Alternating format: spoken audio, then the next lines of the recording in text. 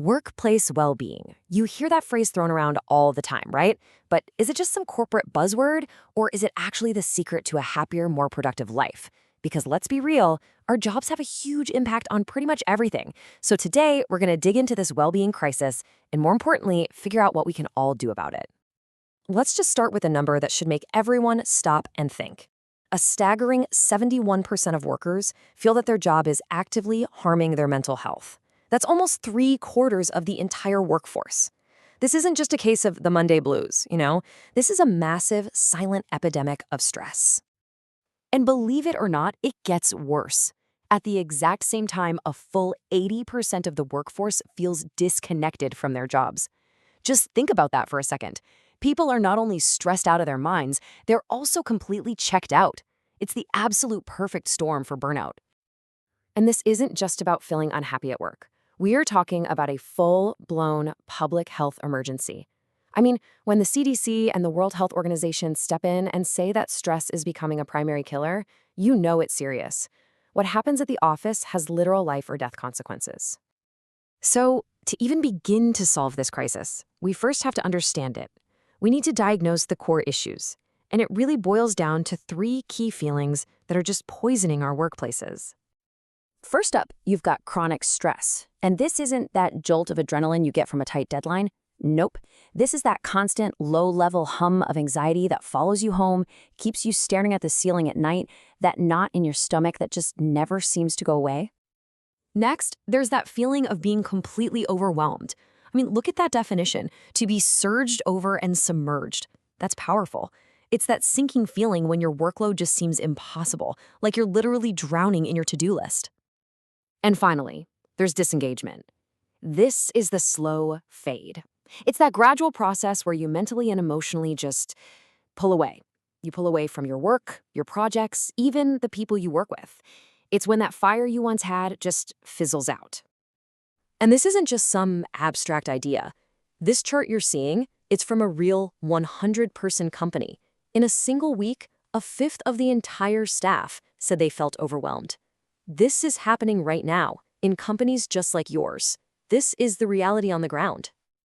Okay, so we've diagnosed the problem, now let's talk about the solution. This next part is all about making a really fundamental shift in how we handle all of this pressure, moving from those knee-jerk reactions to more intentional, thoughtful responses. This is the million-dollar question, isn't it? When you're caught in this spiral of stress and just feeling checked out, how in the world do you break free? Well, the answer might be simpler than you think. And that answer is mindfulness. Now hang on, this isn't about sitting on a meditation cushion for hours. Think of it as a practical tool for the real world. It's simply about paying attention to right now, on purpose, without judging yourself for what you're feeling. It's about getting some clarity. This slide just lays it out so perfectly. On the left, you've got reacting. That's the immediate, impulsive, emotionally charged explosion. But on the right, you have responding. That's the deep breath, the calm, considered, mindful choice. That's the shift we're aiming for. So here's the secret sauce. Mindfulness gives you a pause. It creates this tiny but incredibly powerful space between the stressful thing that happens and how you choose to act.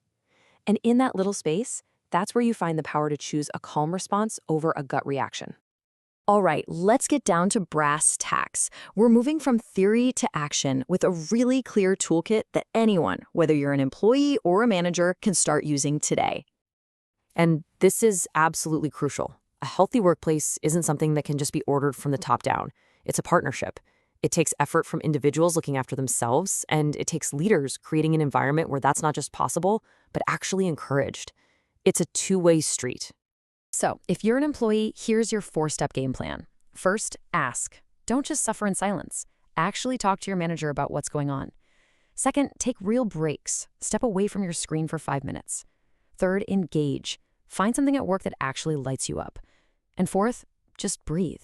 I know it sounds simple, but a few deep breaths can be a total game changer. Now, for the managers, your plan is basically a mirror image. 1, ask. Don't wait for your team to be at a breaking point. Proactively ask them, what do you need from me? 2, model the right behavior.